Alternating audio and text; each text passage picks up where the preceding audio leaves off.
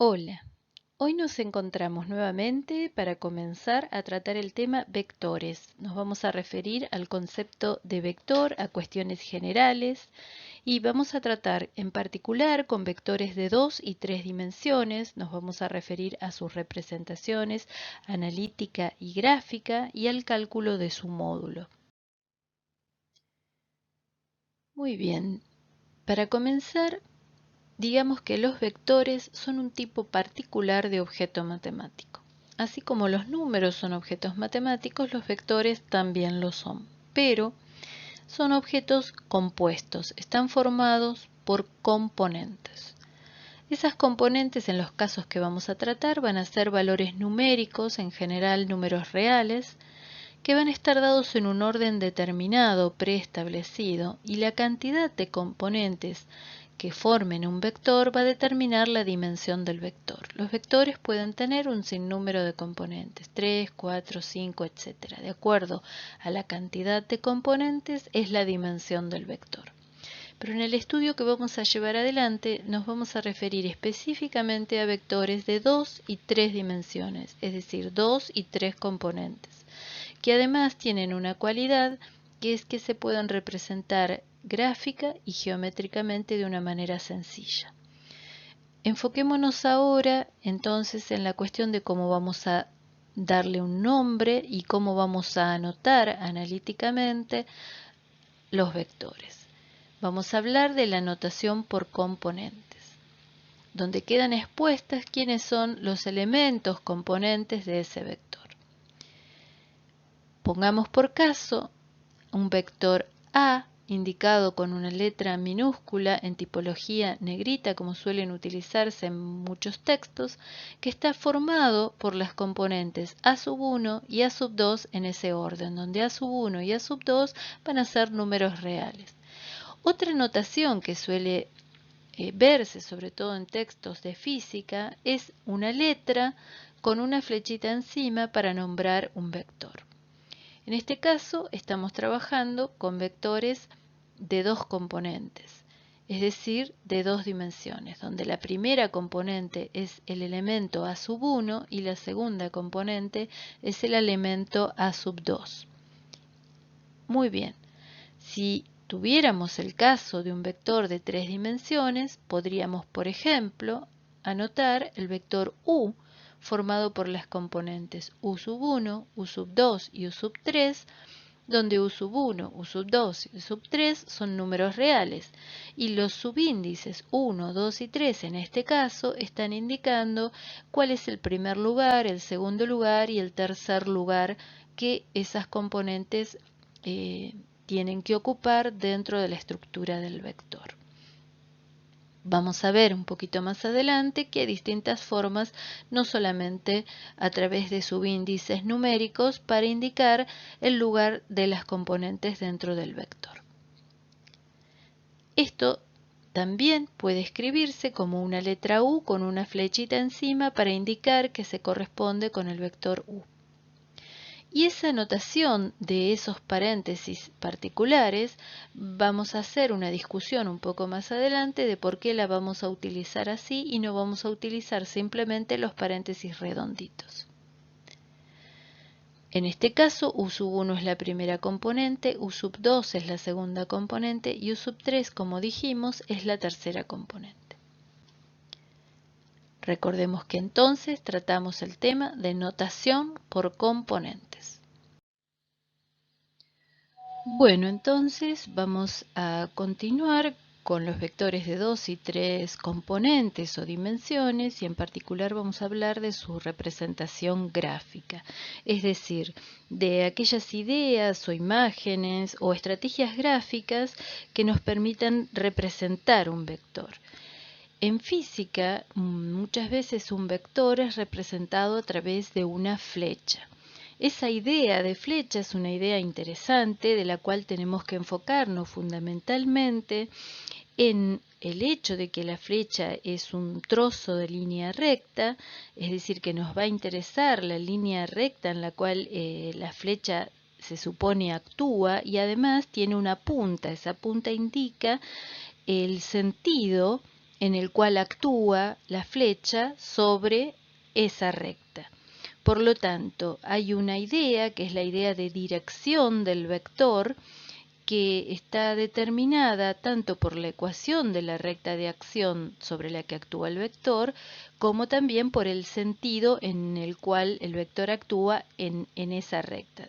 Sabemos que en una recta se puede considerar dos sentidos, que apunta hacia un lado o hacia el otro. Bueno, una vez que se define el sentido, junto con la ecuación de la recta de acción, tenemos el concepto de dirección del vector. Entonces el vector es un objeto en principio que tiene dirección. Pero además tiene otra característica. Nos va a importar su longitud. La longitud del vector, que queda determinada por la distancia entre un punto de origen y un punto terminal del vector, siendo que esos puntos pertenecen a la recta, esa distancia o longitud del vector, también llamado módulo o intensidad o magnitud del vector, es una información que va a ser de mucha relevancia, ¿sí? O sea, dos vectores van a ser iguales si tienen igual módulo y en la misma dirección.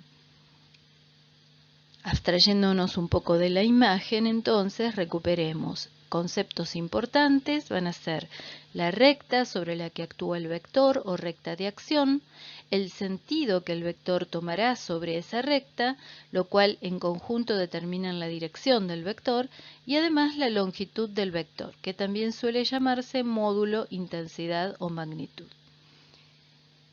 Dicho esto, esa flecha es considerada también un segmento de recta orientado. Veamos ahora la relación que hay entre esta representación gráfica del vector como una flecha y lo que habíamos tratado respecto a la representación analítica o a la forma de anotar un vector. ¿Cómo se conectan estas dos cuestiones? Habíamos visto, por un lado, que el vector es un objeto que está formado por ciertas componentes y a su vez también el vector puede ser interpretado como una flecha. Si pensamos el vector como un objeto con componentes, estamos hablando de su representación analítica. Cuando pensamos en una flecha, estamos más cerca de una representación gráfica. Vamos a ver, por ejemplo, en el caso de un vector de dos dimensiones. Supongamos el vector u, que tiene componentes u sub x, u sub y. Fíjense que escribimos los subíndices x e y para cada una de las componentes, porque los vamos a asociar con un sistema de coordenadas cartesianos de dos ejes, es decir, un sistema que nos sirve para trabajar en el plano, el eje x y el eje y. Entonces, u sub x y u sub y van a ser las componentes del vector asociadas a cada uno de los ejes. La componente u sub x va a estar en el eje x y la componente u sub y va a estar en el eje y. De acuerdo a sus valores, esos valores se van a asociar con una longitud sobre el eje x y una longitud sobre el eje y. Con estos dos componentes graficados de esta forma, interpretamos al vector como aquel que va desde el origen de coordenadas hasta el punto que corresponde a la intersección de esas dos componentes tomadas como coordenadas del punto. Va a ser interesante también, por eso lo señalamos desde ahora, poner atención a ese triángulo rectángulo que queda formado en el gráfico. Supongamos que queremos trabajar ahora con tres dimensiones. Ya vamos a tener un vector, llamémoslo b, con tres componentes, b sub x, b sub y y b sub z, para lo cual vamos a necesitar también un sistema de coordenadas de tres ejes, el eje x, el eje y y el eje z. Recordemos que un sistema de coordenadas de tres ejes implica que estos tres ejes, que son rectas, apuntan hacia el lado positivo una vez que están graduados y a su vez son ejes mutuamente perpendiculares. Y el eje X y el eje Y determinan el plano XY, el eje X y el eje Z determinan el plano XZ y el eje Y y el eje Z determinan el plano YZ. En esta concepción, cada uno de las componentes B sub X, B sub Y y B sub Z van a poder ubicarse en este sistema y nos van a permitir determinar un punto en el espacio que va a ser el punto terminal del vector, que va a tener su origen en el origen de coordenadas. Entonces ahí tenemos la representación del vector B. Hablemos un poco de puntos y vectores, que es un tema que además tiene implicancias en cuanto a la notación que estamos utilizando, que es la notación que utilizan muchos libros en la actualidad. Cuando hablamos de punto, nos estamos refiriendo a una ubicación indicada por sus coordenadas. Es una ubicación en el espacio, puede ser en el plano o puede ser en un sistema tridimensional. El punto no tiene tamaño, no tiene magnitud, ¿sí? Es una idea, es un concepto, es un lugar en el espacio. Además, los puntos no se suman ni se restan entre sí, no operan uno con otro, no se realizan operaciones con puntos. Veamos un ejemplo de 2 dimensiones. Consideremos el punto B, 3 menos 1. Fíjense que estamos usando corchetes redondos para indicar las coordenadas del punto B. Planteamos nuestro sistema de coordenadas, donde vemos el origen de coordenadas y ubicamos al punto B de coordenadas 3 menos 1. Este punto es el punto B. Ahora bien, un vector es un objeto matemático distinto, tiene componentes, tiene magnitud y dirección, tiene un tamaño, tiene una longitud, actúa sobre una recta de acción y tiene un sentido. Y tiene una característica muy diferente con relación al punto. Los vectores pueden operar entre sí, pueden sumarse, restarse y realizar algunas otras operaciones. Tomemos por caso el vector B de componentes 3 menos 1. El número asociado al primer lugar y al segundo lugar, tanto para el caso del punto como para el caso del vector, es el mismo. Sin embargo, el significado es diferente.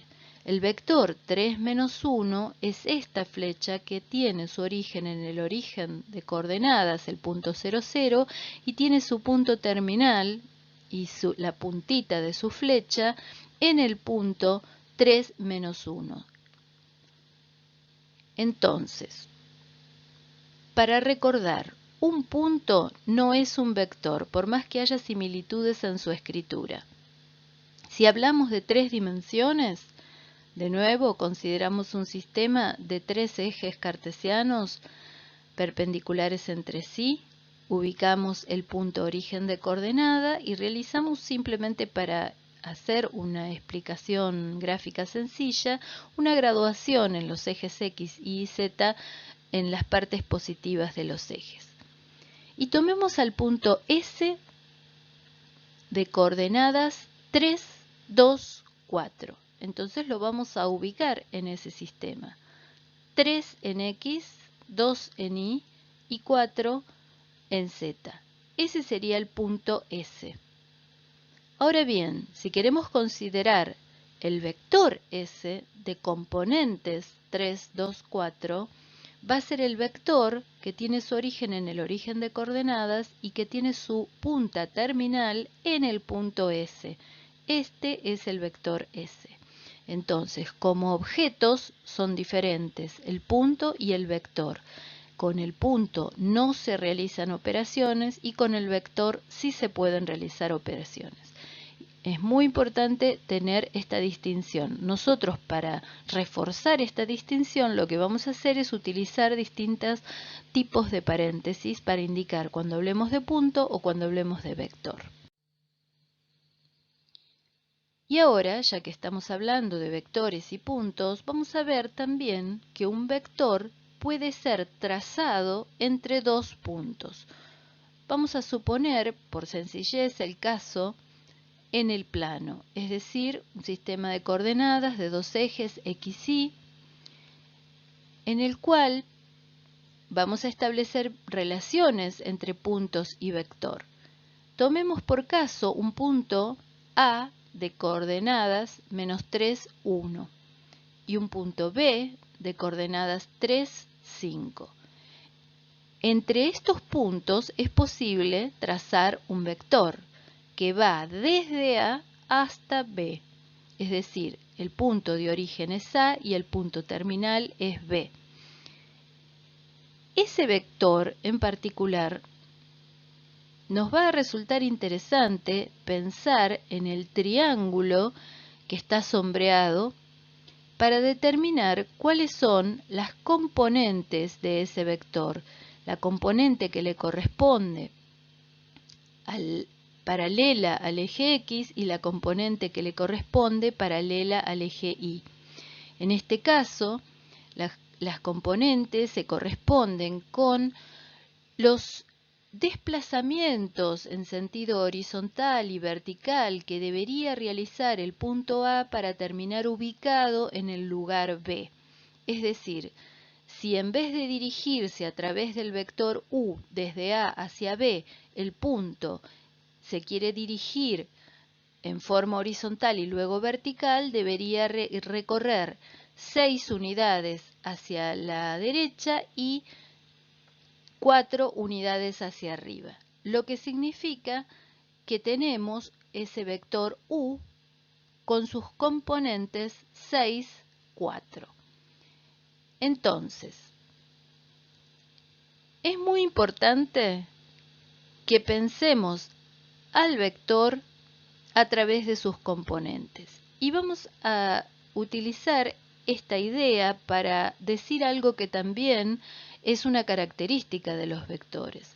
La identidad de un vector tiene que ver con sus componentes y no tanto con el lugar que ese vector está ocupando en el marco de un sistema de coordenadas. Yo puedo mover ese vector en forma paralela, manteniendo su dirección y su sentido, su dirección en forma paralela a la recta de acción y el mismo sentido, moverlo, que aparezca en otro lugar, sostener el tamaño del vector y siempre vamos a estar hablando del mismo vector. Es decir, lo puedo desplazar, lo puedo correr en el plano a una posición diferente y voy a estar refiriéndome al mismo vector.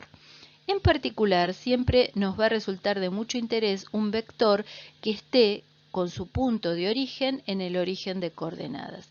En este caso, el vector U, que tiene componentes 6, 4, va a tener 6 en X y 4 en Y. Ese va a ser el vector U, que es el mismo vector que habíamos dibujado en principio desde A hasta B.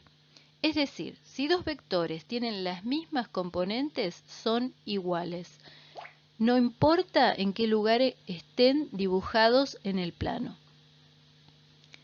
Hablemos también de vectores paralelos y vectores antiparalelos. Los vectores paralelos son aquellos cuyas rectas de acción son paralelas y tienen el mismo sentido. Por ejemplo, una situación como esta.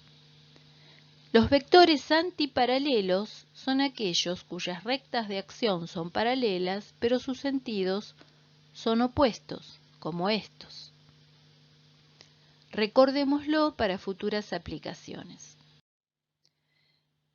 Ahora vamos a generalizar cómo hallar las componentes de un vector conociendo los puntos entre los que queda determinado. Sabemos que entre dos puntos se determina un vector y vamos a analizar el caso en dos dimensiones en el plano Consideramos un sistema de coordenadas X e Y donde vamos a realizar las gráficas y veamos dos puntos. Un punto genérico A de coordenadas A sub X y A sub Y que vamos a dibujar en el plano y otro punto B genérico también de coordenadas B sub X y B sub Y que también dibujamos en el plano.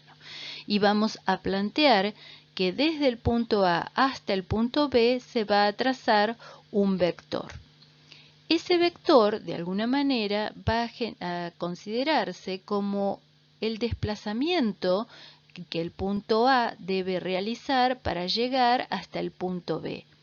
Ese vector que está asociado con ese desplazamiento tiene componentes. Las componentes se corresponden con la idea de los desplazamientos en horizontal y en vertical que deberían realizarse desde el punto A para llegar al punto B.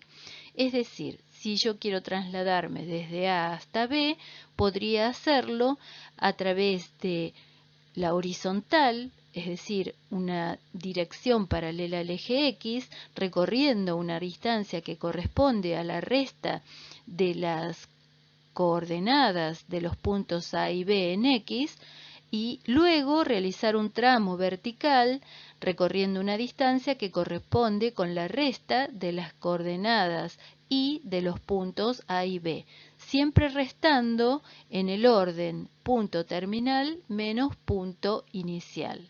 ¿Sí? Siempre vamos a restar B menos A cuando el vector se dirige desde A hacia B. Entonces, una cuestión que también es interesante es pensar que el vector en realidad es un indicador de desplazamiento entre dos puntos del plano. Y ahora hablemos del módulo de un vector, que es algo que todavía nos falta tratar. Volvamos al caso del plano o dos dimensiones, en donde vamos a presentar un vector cualquiera, por ejemplo el vector U de componentes 3, 4, 3 en X y 4 en Y. Ahí generamos el vector, ese es nuestro vector U, y lo que queremos es hablar de su módulo, que también se llama longitud, se llama intensidad o se le llama magnitud del vector. Tiene que ver con el tamaño del vector. Lo que vamos a ver es cómo hacer para calcular ese módulo conociendo las componentes del vector. Y es bastante sencillo si pensamos que el vector es en realidad la hipotenusa de un triángulo rectángulo como el que está sombreado en la figura. Y sabemos por el teorema de Pitágoras que la longitud de la hipotenusa es igual a la suma del cuadrado de los catetos. En este caso, los catetos son conocidos porque las componentes del vector las conocemos. Son 3 y 4. Por lo tanto, si hacemos el módulo de U, que se señala con la letra U entre dos barritas verticales, el módulo de U es igual a la raíz cuadrada de 3 al cuadrado más 4 al cuadrado, lo que da la raíz cuadrada de 9 más 16, que es la raíz cuadrada de 25, que es 5. La longitud de un vector o módulo de un vector siempre es un valor positivo, porque es una longitud. En un caso general, cuando no estamos hablando de que conocemos exactamente cuál es el número que corresponde a la primera y a la segunda componente, vamos a suponer un vector U de componentes U sub X y U sub Y, cualquiera. Siempre se va a cumplir que el módulo del vector es igual a la raíz cuadrada de la suma del cuadrado de U sub X más U sub Y. Esto los certificamos porque sabemos que corresponde al teorema de Pitágoras. También vale la pena discutir un punto que es el vector nulo. Hay un vector cuyas componentes, todas sus componentes, valen 0. Ese vector se llama vector nulo. Está en 2 y en 3 dimensiones y la longitud de ese vector es obviamente 0. Es decir, que el módulo del vector nulo es 0. Hablemos también del módulo de un vector para el caso de un sistema de 3 coordenadas, es decir, cuando estamos en el espacio tridimensional. Tenemos x, y y z, tenemos un vector u sub x, u sub y y u sub z, con esas componentes, u sub x, u sub y y u sub z, que vamos a tratar de dibujar en este sistema de coordenadas de 3 ejes. Este es nuestro vector u, y para poder determinar su longitud, lo que sería el módulo de u, vamos a poner atención primero a este triángulo rectángulo que hemos sombreado en el dibujo, porque el módulo de u es en realidad la longitud del vector y es la hipotenusa de ese triángulo. Por lo tanto, el módulo de u es igual a la raíz cuadrada de d al cuadrado más u sub z al cuadrado. En este caso llamamos d a la longitud de la base de ese triángulo, pero d, a su vez, si consideramos este otro triángulo sombreado que también es rectángulo, viene a ser la hipotenusa de ese otro triángulo rectángulo, que tiene como características que sus catetos valen u sub x y u sub y. Por lo tanto, d al cuadrado es igual a u sub x al cuadrado más u sub y al cuadrado, lo que significa que podemos sustituirla en la ecuación anterior y tendríamos entonces que el cálculo del módulo de u es igual a la raíz cuadrada de la suma del cuadrado de todas las componentes del vector.